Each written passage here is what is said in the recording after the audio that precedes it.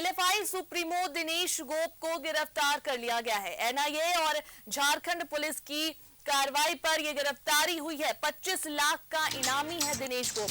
वहीं झारखंड के कई थानों में दिनेश गोप पर केस दर्ज है। न्यूज 11 भारत पर डीजीपी ने गिरफ्तारी की पुष्टि की है। एनआईए ने भी 5 लाख का इनाम घोषित कर रखा है। दिनेश गोप को शाम को रांची लाया जाएगा।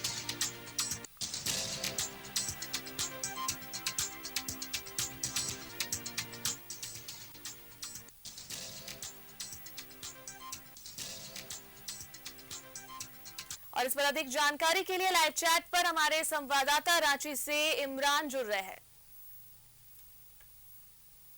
इमरान, पीएलएफआई सुप्रीमो दिनेश गोप की जो है गिरफ्तारी हो गई है, शाम तक उन्हें रांची लाया जाएगा, क्या कुछ अपडेट है अभी?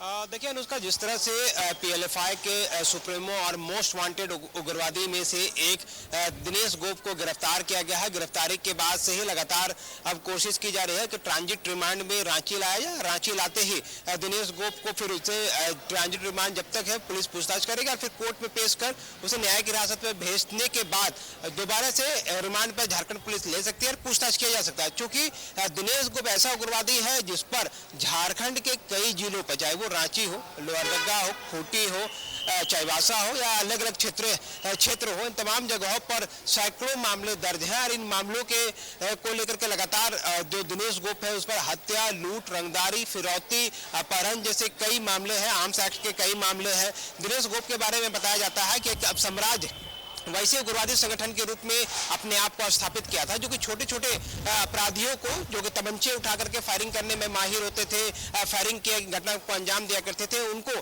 पीएलएफआई संगठन में जोड़ करके फिरौती या रंगदारी मांगने के लिए फ्रेंचाइजी दिया जाता था। बदले में जो लेवी के पैसे आते थे वो उन अपराधियों में से और कुछ संगठन में जमा करते थे और इसी तरह अपने संगठन को झारखंड में एक समय में जो है काफी विस्तार किया गया था। लेकिन धीरे धीरे झारखंड पुलिस ने न सिर्फ पीएलएफआई के साम्राज्य को ध्वस्त किया है, बल्कि साम्राज्य के जो कमांडर है, जो टॉप लीडर है, जो सुप्रीमो है, उनकी गिरफ्तारी इस बात को तहकीद करती है कि कहीं ना कहीं अब पीएलएफआई का जो साम्राज्य था वो झारखंड से पूरी तरीके से ध्वस्त हो चुका है।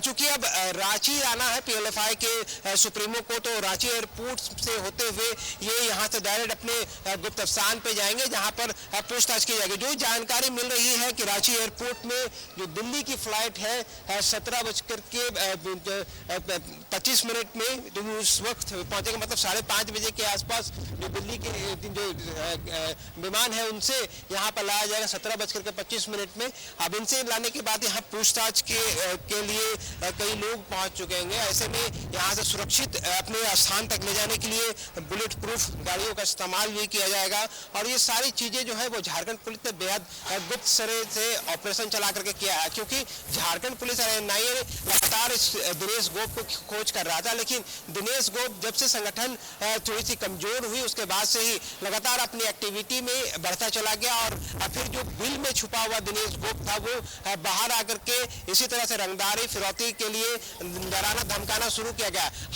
अनुष्का, आपको याद होगा कि 2 दिन पहले ही भाजपा नेता से 10 AK-47 की डिमांड की गई थी और दिनेश गोप के ही नाम से 10 AK-47 मांगा गया था। ऑडियो रिकॉर्डिंग में खुद को जो व्यक्ति है, जो बात करने वाला था, वो अपने आप को दिनेश गोप बता रहा था और बता रहा था कि वो चाहे तो अपनी इस ऑडियो को झारखंड पुलिस से वेरीफाई करा ले कि किनसे ये पूरी तरीके से जो ऑडियो है वो किस तरह से रहा है। तो एक तरह से कहें कि दिनेश गोप को पकड़ना एक चुनौती झारखंड पुलिस की थी और उस चुनौती को बाखूबी अंजाम देते हुए तकरीबन 16 साल के बाद दिनेश गोप को पकड़ा गया है। और दिनेश गोप के पकड़ाने से न सिर्फ पीएलएफआई जैसे संगठन ध्वस्त हो रहे हैं, बल्कि कई ऐसे कांड जो अनसुलझे हैं, जिनकी जानकारी पुलिस को और जुटानी थी, ऐसे कांड जिनके लिए झारखंड पुलिस लगातार प्रयास कर रही थी कि दिनेश गोप कब्जे में आए। आज उन तमाम कांडों का भी उद्भेदन किया जाएगा। बहुत जल्द इस पूरे मामले को लेकर के झारखंड पुलिस मुख्यालय की तरफ से भी एक प्रेस ब्रीफिंग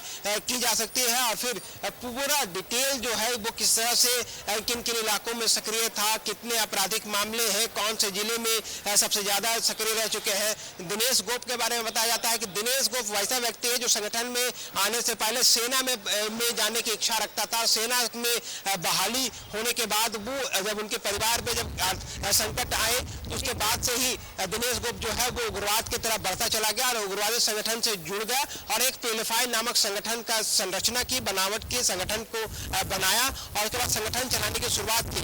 इनके साथ ही दिनेश गोप ने 2 शादियां की हैं, एक गांव में ही रहने अपडेट पर नजर बनाए रखे और देखिए कि कब तक जो है दिनेश गोप को रांची लाया जाता है।